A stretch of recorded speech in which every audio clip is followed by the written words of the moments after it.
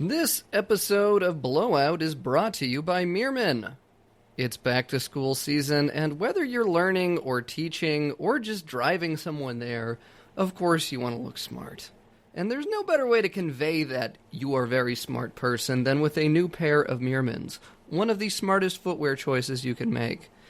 Meerman channels their Spanish roots into high-quality Goodyear construction that starts around just $200 for loafers, Oxfords, Chelseas, and more. You can check out their long list of styles at Meerman.com. Thank you, Meerman.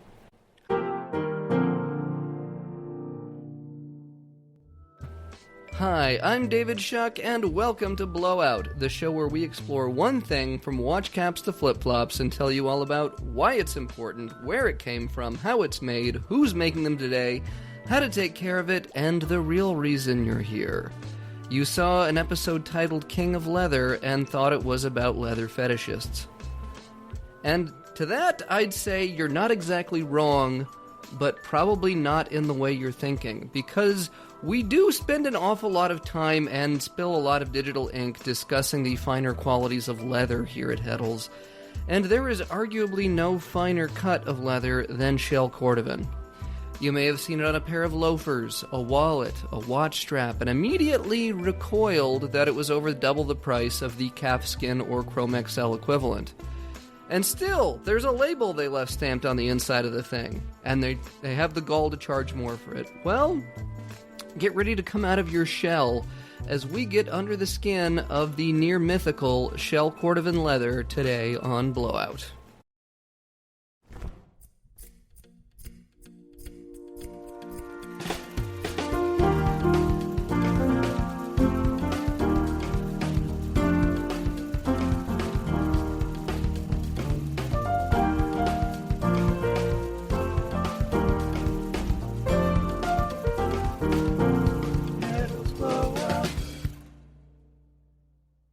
As per usual, we need to define what we're talking about before we discuss it, and shell Cordovan specifically refers to the rare leather that is made of the fibrous subcutaneous tissue found on the hindquarters of a horse. That's right, shell Cordovan is just horse butt skin. Well, not even skin, it's the stuff like beneath the skin, the little subcutaneous thing, the shell. The dense, poreless structure of the equine shell makes it naturally more water-resistant than other leathers. This also means shell ripples instead of creasing and folding around stress points, so you don't get those little wavy things on your shoes if you've been wearing them around where the shoe bends. So the tanning practice was first explored by the Visigoths in 7th century Cordoba, which is present-day Spain. Most leather companies use the hides from a whole animal, and then they divide the one hide into many different layers, so they split it, and they go, okay, so this bottom part is suede, the top part is top grain, such and such, so they get multiple quantities of thinner, inferior quality leather from one hide. Even though you will not hear about it from us most of the time, we are full-grain leather people ourselves, but shell Cordovan only comes from horses and only from one isolated section of their butts. Suffice it to say, the supply of shell Cordovan leather is much lower, like all horsehide, and that creates high demand and even higher prices to boot. But you may be saying, David, I get why there are only so many horse butts out there, but that can't explain why Viborg wants over $2,000 for a boot. Well, wait until you hear the actual process of making the stuff. So, due to relatively limited supply of these horse shells and the time-consuming tanning process, there are only about 3 regarded tanneries in the world producing shell Cordovan. And that is Shinki Hikaku in Japan, the Horween Tannery in Chicago, and Toscana, Italia in Italy. There are a few other smaller tanneries, but Shinki and primarily Horween, they do most of the heavy lifting on this side of the world. So the process of making it takes around 6 to 9 months to complete with a very complicated multi-step process. So first, they got to prep the hides. They are salted and stored until they're ready for the tanning process, so they are soaked in lime to remove all the hair that comes from the hide. And then you go into vegetable tanning, which they're placed in vats full of these tannins from tree bark and other natural matter. And that lasts for at least a month, so the tannins soak in and get all the sort of organic stuff that's going to spoil out of the leather. And after that first round, they're treated again with more tannins and other chemicals to deepen the tanning process. So this can last for another 30 days or sometimes even longer. There's some places that do veg tanning, like up to a year. After they come out of the veg tanning baths, they get hot stuffed. This is not an Oreo process they're doing here. That is, the shell leather is then all the stuff that leached out into the tannins during the tanning process. They fill that back in with oils and waxes and other conditioning agents. So all the pores can be filled in so you get a nice, smooth, even surface. And that it doesn't absorb anything else that you might not want in there, like water or if you spill mustard on your shoe. Oh, after the hot stuffing, we get to shell extraction, which this is not working on a piece of artillery. They take, the workers there, take the hides out, and then they shave them down just like fractions of millimeters to get to the dense shell layer underneath the hide. So it has to remove all these softer outer layers of the hide that aren't as durable and get down to that actual, membrane shell. So after shaving, the shell is hand-oiled to further condition and prepare the leather for its final appearance. This also helps bring out the leather's rich color and depth. Sometimes people call this process currying also. Then after the currying process, you get drying and aging. So that just gets hung up to dry, sometimes for months at a time, to allow the oils and waxes to settle into the leather, which helps with texture and durability. And then the final step is dyeing and polishing. So if there is going to be a color on the shell, we'll get to that in a minute. The shell is polished to create a high gloss finish that is characteristic of shell Cordovan. It almost looks like it has a candy shell on it. It is super deep, but also shiny and bright. When you look at this stuff, all of these processes add up to create a leather that can last for decades if treated properly. But the caveat you have here is the rarity and the labor-intensive nature of the tanning make it really expensive, and it's sort of limited to a number of colors. The most iconic of which is Horween's burgundy oxblood shell number 8. That's number 8 in black is what you're going to see the most of.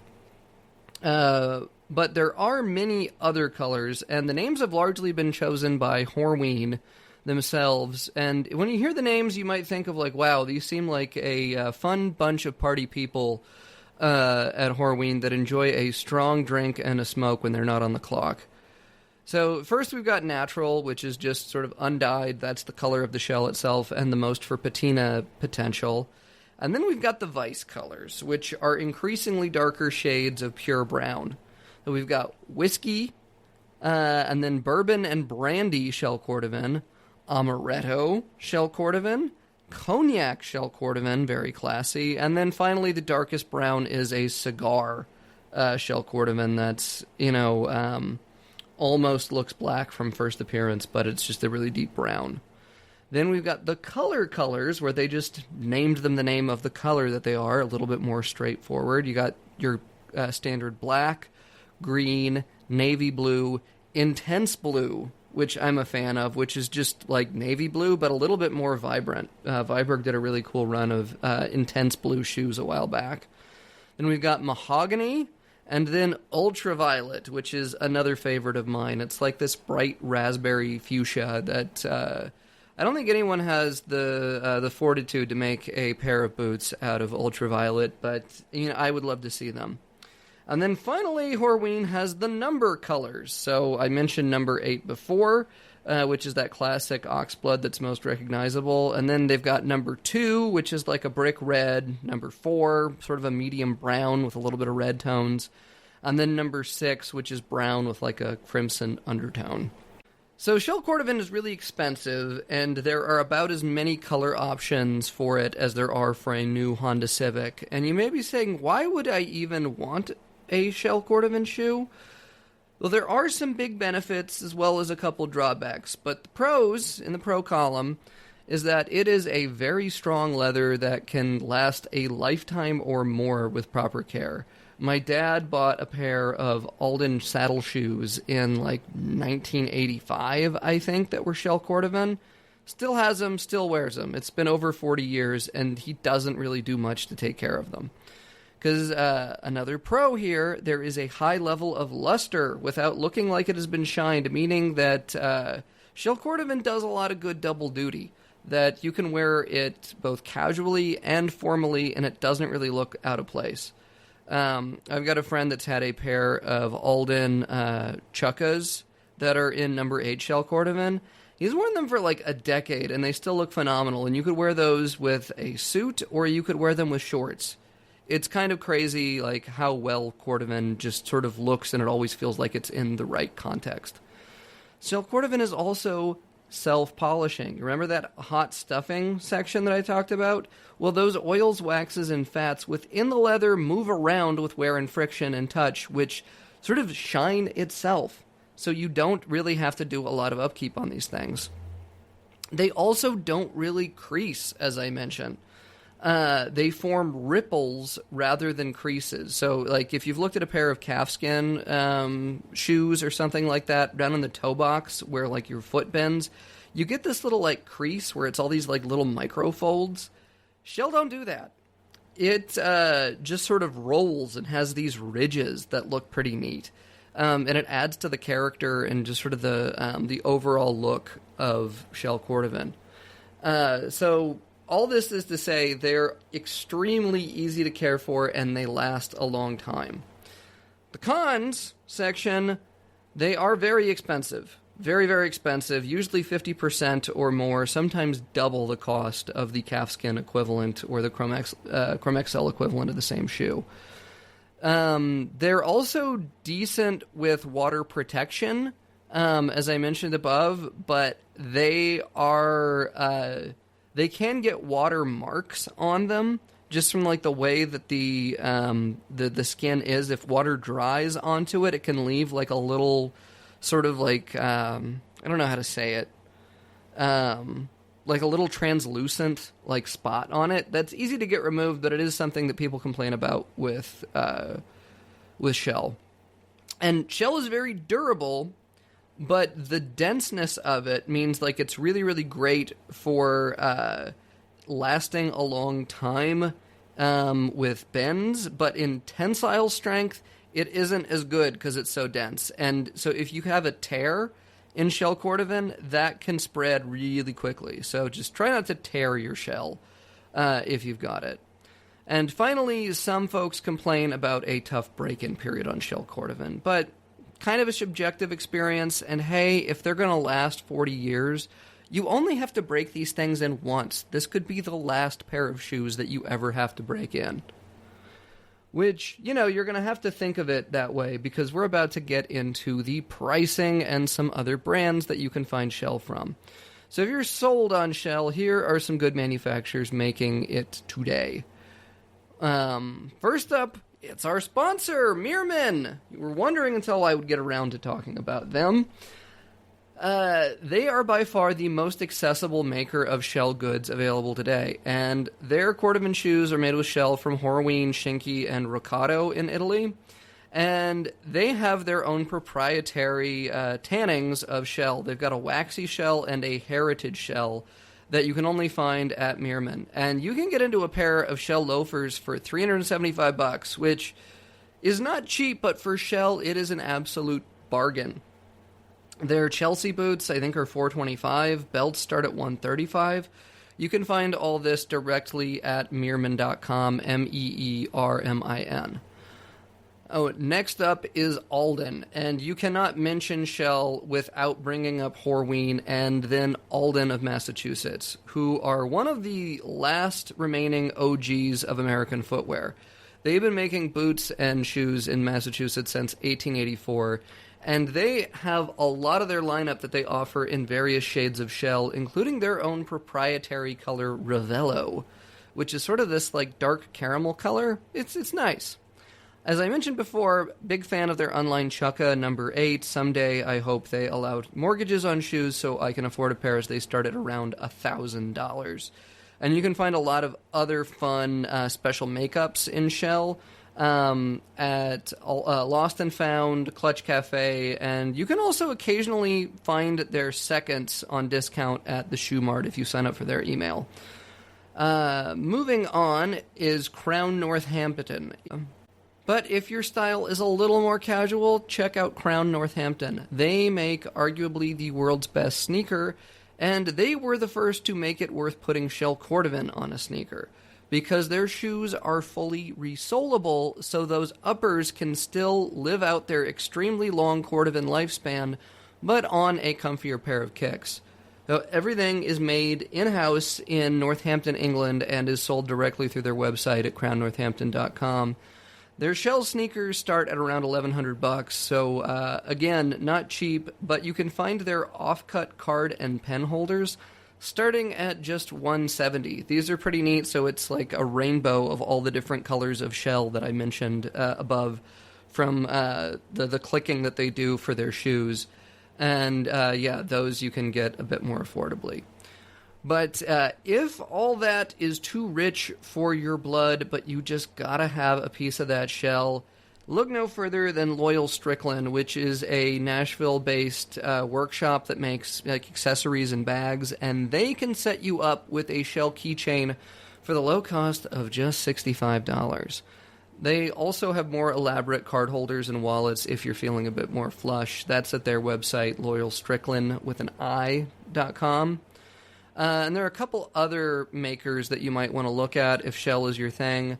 Viberg, as I mentioned, if you can refresh your web browser and raise your credit limit quickly enough to get one of their limited drops. Another one is Carmina. They're based in Mallorca, Spain, and they have a whole host of options made of shell. They are shell specialists. And then Crockett & Jones, if you want the British heritage and make, but you want something a little bit more traditional, like a dress shoe, then Crown Northampton. Okay, so now you got your fancy pants shell. How do you care for it? Luckily, as I said, it is incredibly easy to care for, especially when you compare it to, like, suede. And while we would love to have our own proprietary care regimen to boast about, the shoe community has been deep in the lab for decades, trying to figure out a way to care for shell cordovan, and there is the infamous MAC method, conceived by shell cordovan Aldovan collector MacArthur, known as Michael W. on Style Forum. And they have a method that emphasizes simplicity, low intervention care that polishes sparingly, encouraging one to bring out the natural oils within the shell cordovan rather than just slathering more on top. So the method for the MAC method can be described as, number one, you just wipe the shoes with a barely damp cloth to remove the dirt and let dry for a couple minutes.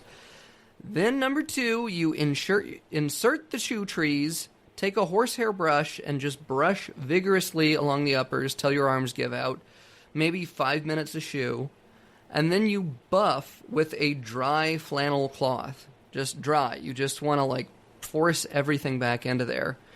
And then finally, if you've got an Alden shoe, you use the Alden paste wax. They only have it in black, brown, tan, and color 8. So if you are working with a different piece of shell cordovan that's outside of that color range, just use something from Sapphire, like neutral cordovan cream, and only tiny, tiny amounts. And then you do a yearly application of that cordovan cream, depending on how frequently you wear it. That is it. You can use a polished deer bone, that's another shoe care accessory, and you can smooth out the ripples and move natural fats around the leather, but that's not necessary. Basically, aside from like a one-time-a-year thing, unless you're doing something really crazy, these shoes are kind of set it and forget it.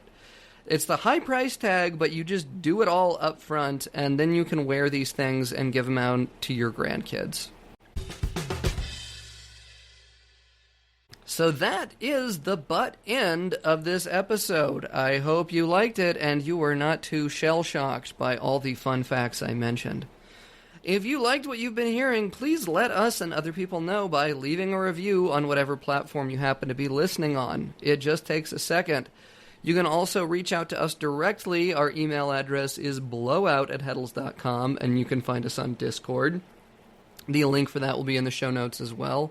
Want to thank again our sponsor, Meerman, and thank you for listening. Until next time, keep it real and keep it raw. Bye-bye.